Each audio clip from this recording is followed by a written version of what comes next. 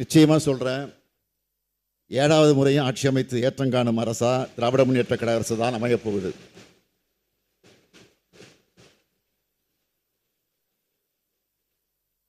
அதன் அடித்தளமான இந்த 6வது ஆட்சி அமைந்தபோது இது விடியல் ஆட்சியாக அமையும்னு சொன்னோம்.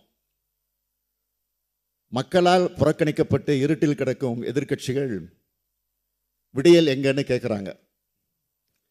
விடியல் தரப்புறதா சொன்னது மக்களுக்கு தானே தவிர மக்களுக்கு எதிரானவங்களுக்கு அல்ல. விடியலை பார்த்தா அவங்களுக்கு கண் கூசத்தான் செய்யும். மாண்புமிகு பேரவை தலைவர் அவர்களே, விடியலின் அடையாளமா எது தெரியுமா? நான் போகிற இடமெல்லாம் கூடுகிற மக்களோட முகங்களில் தெரிகிற மகிழ்ச்சி தான் விடியலின் அடையாளம். மாதந்தோறும் 1,14,00,000 சகோதரிகள் 1000 ரூபாய் உரிமை தொகை பெறுகிறார்களே, அப்போ அவங்க முகங்களை பாருங்க, அதில் தெரியும் அந்த மகிழ்ச்சி தான் விடியல் ஆட்சி. தாய் வீட்டு சீர் மாதிரி எங்கள் அண்ணன் ஸ்டாலின் தர்ற மாதாந்திர சீர்னு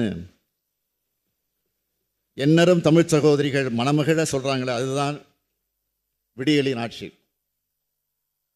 ஆட்சி பொறுப்பேற்றதும் கோட்டைக்கு சென்று நான் இட்ட முதல் கையெழுத்த மகளிருக்கான கட்டணமில்லா விடியல் பயணம் திட்டத்துக்கு தான். இந்த விடியல் பயணமானது மகளிரின் சேமிப்பை அதிகரிச்சிருக்கு. மாதந்தோறும் 600 முதல் 1200 ரூபாய் வரை அவங்களுக்கு மிச்சமாகுது. அதை சேமிக்க முடியுதுன்னு சொல்கிறாங்க. சமூகத்தில் மகளிரின் பங்களிப்பை இது அதிகரிச்சிருக்கு. அந்த பஸ்ஸுக்கு ஸ்டாலின் பஸ்ஸுன்னே பேர் வச்சுட்டாங்க. இதுதான் விடியல் ஆட்சி.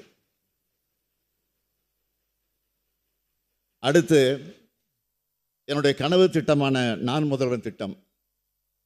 எத்தனையோ தொழில்களை தொடங்குறீங்க, அதில் பணியாற்ற திறமசாலிகளாக தமிழ்நாட்டு இளைஞர்களை உருவாக்கி தாங்கன்னு சொன்னதை வச்சு தான் இந்த திட்டத்தை உருவாக்கினேன். இந்த திட்டத்தில் இது வரைக்கும் 22,56,000 மாணவர்களுக்கு பயிற்சி தரப்பட்டிருக்கு. பயிற்சி பெற்ற பல லட்சம் மாணவர்களுக்கு உடனடியாக வேலை கிடைச்சிருக்கு. தமிழ்நாட்டு இளைஞர்கள் எல்லோரையும் ஒவ்வொரு துறையில் இந்த திட்டம் முதல்வனாக ஆக்கி வருது. இதுதான் விடியல் ஆட்சி. அரசு பள்ளியில் படித்த பெண் பிள்ளைகள் பலர் கல்லூரிக்கு செல்ல முடியாத நிலையை மாற்றி உயர்கல்வி பயில உருவாக்கப்பட்ட திட்டம்தான் புதுமை பெண் திட்டம். மாதந்தோறும் 1000 ரூபாய் வழங்கக்கூடிய இந்த திட்டம் மூலமாக மாணவிகள் கல்லூரிக்கு வர்றது 30 விழுக்காடு அதிகமாகியிருக்கு. இதே போல் தமிழ் புதல்வன் திட்டம், மாணவர்களுக்கும் 1000 ரூபாய் வழங்குகிறோம். மாதந்தோறும் 2,72,000 மாணவ மாணவியர் வாழ்க்கையில் விடியலை ஏற்படுத்தி இருக்கிறோம்.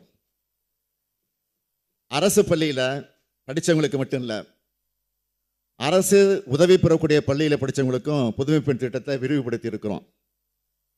தூத்துக்குடியில் நடைபெற்ற விழாவில் ஒரு மாணவி பேசினார். என் குடும்ப வறுமை காரணமாக கல்லூரிக்கு போய் படிக்க முடியுமா என்ற சந்தேகம் இருந்துச்சு. பணம் இல்லை, அதனால் வேண்டாம்னு என் அம்மா சொல்லிட்டாங்க. புதுமை பெண் திட்டத்தை கேள்விப்பட்டு என் கல்லூரி செலவை நானே பார்த்துக்கிறேன்னு சொன்னதும் என் அம்மா சம்மதம் தெரிவித்தார். ஆனால் தினமும் பஸ்ஸில் போகணுமே என்று அவர் சொன்னார். அதுக்கு தான் விடியல் பயணம் இருக்கேன்னு நான் சொன்னேன்.